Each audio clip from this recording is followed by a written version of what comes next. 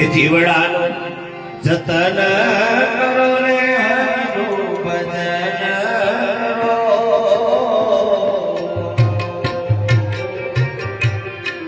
એવા જતારે જીવડાને જો પગલા છે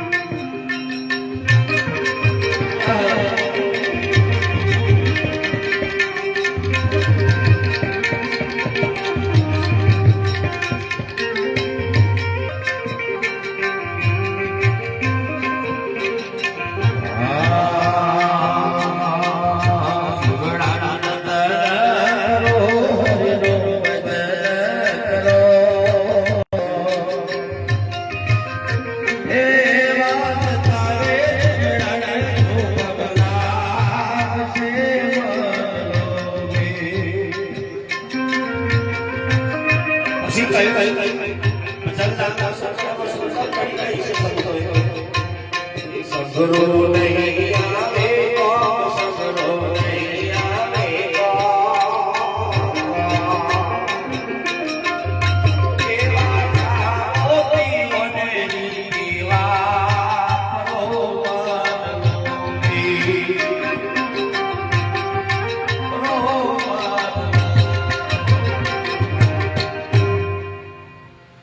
જીવડાનું જતન કરો, હરિનું ભજન કરો, જતારે જીવડાને જોખમ લાગે તો જીવડાનું જતન જીવતે કરવા કહ્યું છે કે મર્યા પછી તો સંતો કહેશે જીવતે કરી લો. તમે જીવતા હોય તો કોકની સેવા કરશો, આ શરીર હશે તો કોકની સેવા થશે. આ શરીર લઈ હોય તો તમે કયો આધાર લઈને સેવા કરશો?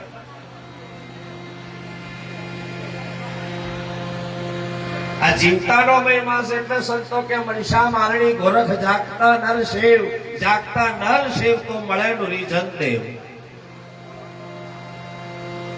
જેટલા આયા તા જતા રહ્યા ને એ તો એમનો મહિમા ગવાઈ ગયો. હવે તમે એની પાછળ ઉમરો લાગાશો મેર નહીં આવે. બંધ લાઈન આમ લંગરીઓ ના નખાય. હવે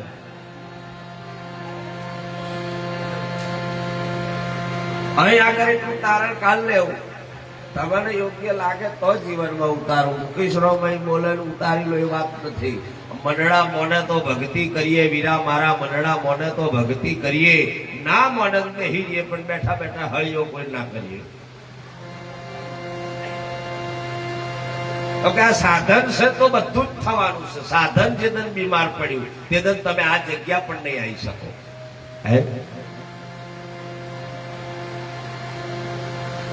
આમ હાજો મોડો હોય તે દમ કોઈ નારિયેલ લઈને જાય છે કે લાઈ બે નારિયેલ લીલો લેતો લે, થોડુંક આમ બેઠો હોય તો બીડી પીવડાવું એવી આશા રાખી કોઈ ના ના. કોઈ દાડી કહ્યું કે હું જઉં અને તમારે જો મોદો પડે ને તે દન તમારે ના હો કોમ 1000 કોમ મેલી તો પોકે પછી કે લો બે નારિયેલ છે એક પીજો તા પેલા તે દન હવા જ નહીં આવતો. એની ભૂખ મરી જાય છે તે દન જરૂર હોય તે દન કોઈ ખવડાવતા નહીં અને બચારો હાશે અડી ગયેલો હોય તે દન કે એક ચીરી સફરજન ની ખો. આખી દુનિયા સ્વાર્થી છે. ગરજ ગધેડાનો બા. અને આ જે દીકરાઓએ ખર્ચ કર્યો છે ને એ એના ખાતામાં જ જમા થવાનું. હવે આશા ના રાખશો એમના ખાતામાં જાય, કેમ કે એ લાઈન બંધ થઈ ગઈ. એ લાઈન બંધ થઈ ગઈ. હવે એમાં પોકે ઇમેજ નથી, કેમ કે શીલ વાગી ગયો. આ જેટલા દીકરાઓએ ખર્ચ કર્યો છે 100% એના ખાતામાં જશે. અને સંતો કે છે કે મા બાપનું ઋણ તો હાથે પેઢીએ તમે ના ચૂકવી શકો. લાખો રૂપિયા ખર્ચી નાખો સાધુ સંતો માટે, તો એ રૂપિયો તમારા સાહેબ એના માટે પૂરતો નથી. એટલે સંતો તો કે છે કે શરીર તની ખાલ કઢાઈ, એની મોજડી બનાવી, સોનેરી રંગ ચડાવું તોય કે મારા ગુરુના તોલે ના આવું. જો ગુરુના તોલે ના આવી શકતા હોય તો મા બાપની તોલે કઈ રીતે પહોંચીએ? અને જન્મદાતા જીવનની અંદર બીજું કોઈ નહીં જોયું તો કોઈ નહીં, પણ મા બાપની સેવા પહેલી કરજો. તમને અમે કહીએ છીએ પહેલા, અમે પહેલા વિચારીએ છીએ કે અમે કહીએ છીએ સેવા. જો પોતાના પગમાં લારા હોય તો બીજાના ઓલવાય નહીં, પહેલા એ છે. બાકી કહેવા વાળા મારા જેવા જગતમાં ઓછા નથી, બહુ વધ્યા છે. બધું જ ભૂલી જાઓ, મા બાપની સેવા કરો. વૃદ્ધાશ્રમમાં જતો મા બાપને પાછો વાળો. ઘેડી ઘેડપણે જો સાહેબ એમને બહાર જવાના દાડા ના આવે એવું કામ કરો તો સાહેબ જિંદગી તમારી સુખી છે, બાકી બદતર છે. તમારે જેનું જુસે એટલે લાગણી છે, રડવાનું જ છે બાપ, અને રડવું આવશે, કેમ કે હાથે જે શબ્દ છે એ શબ્દને આપણે યાદ આવે છે. શરીર જો એનાથી કોઈ મતલબ નહીં, પણ એ શબ્દ તાર યાદ આવે. અને આ શબ્દ ક્યારે યાદ આવે? માણસ મરી જાય તો જ એની વેલ્યુ છે, બાકી જીવતાની કોઈ થતી નથી. આ લખી રાખ. આખી જિંદગી કશું નહીં હોય, મોહણમ બધા જાય પછી એક બાજુ ચાર ઓપા બે પોસ, પછી કે ગમે તે હતો પણ મોણો હારો હતો, દાખલા તંત્ર કેવો દેખાતો હતો, ખરાબ લાગતો. આ જીવને જો છુટકારો જ આલવો હોય, મુક્ત કરવો જ હોય, તેની પાછળ હરિનું ભજન કરો, પરમાત્માનું નામ લો, એ કોમ લાગશે, બાકી બીજું કોઈ કોમ લાગવાનું નથી. જીવતા મા બાપને સમયે દાંતણ ના આલીએ, મર્યા પછી કુઢલીઓમાં મેલીએ, દાંતણ કેદન પોકે. આ બહુ વિચારવા જેવો પ્રશ્ન છે. એટલે કીધું કે જીવડાનું જતન કરો, જતારે જીવડાને જોખમ ના લાગે. જવું મારે દ્વારિકાની મેલ, જયારે મારા ગુરુના દરબાર જવું, મારા હરિના દરબારમાં જવું, પણ જો ભૂલો કરીએ છે ને તો વચન રૂપી કમાડો છે આગળ, અને એ તમને રોકશે. લાયસન્સ હોય તો ના રોકે, સીધા વાતો લેજો રે સંગાત, તમારું પુણ્ય ને પાપ તમારી સાથે આવે છે. એટલે તો સંતો કે છે નહીં સોરું કોઈ, નહીં સોરું નહીં માવતર, નહીં કોઈ વાસેડું તમારા હાથમાં આવતું, કશું નહીં, બધું અહીંનું અહીં રહી જવાનું છે. અને એકદમ બધા આપણે વયા જવાના. આયા છે શું કરવા? આપણે પડદાની બહાર આયા છે. શું કરવા આયા છે? નાટક કરીને જવાનું. મારો નાટક કરવાનો બાવાનો ધાર્યો છે, એટલે બાવો નાટક કરીને એકદમ પૂરું કરી જતો રહે. આક્ષન પાત્ર રમે, તમે બધા જાણો છો, અનુભવી છો. એ પાત્ર જયારે રમાય ત્યારે એક પાછળ તૈયારી થાય, પાત્ર ભજવાનું થાય, એટલે બહાર આવીને પાત્ર ભજવી પાછો જતો.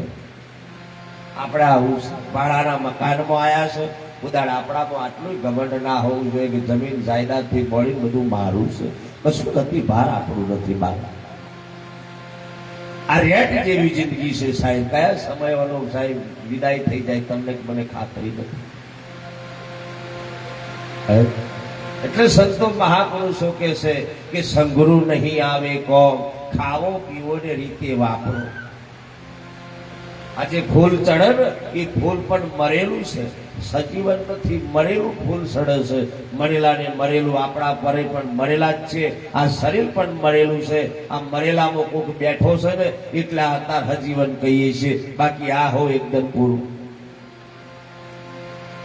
તમે વિચાર કરો, જીવનની અંદર હું ઘણી જગ્યા કહું છું કે આ થોભલો ઉભો છે, આ પાઇપ, એ પાઇપ તમને ઓળખે? તો એ એને ઓળખે. તો આટલો વિચાર કરીએ તોય બહુ થઈ ગયું કે આ જળ તમને નહીં ઓળખી શકતું. તમે ચેતન સ્વરૂપ છો અને આ જળ છે અને જળને તમે વિવેક કરો છો. એ આપણી મોટી મૂર્ખામણી.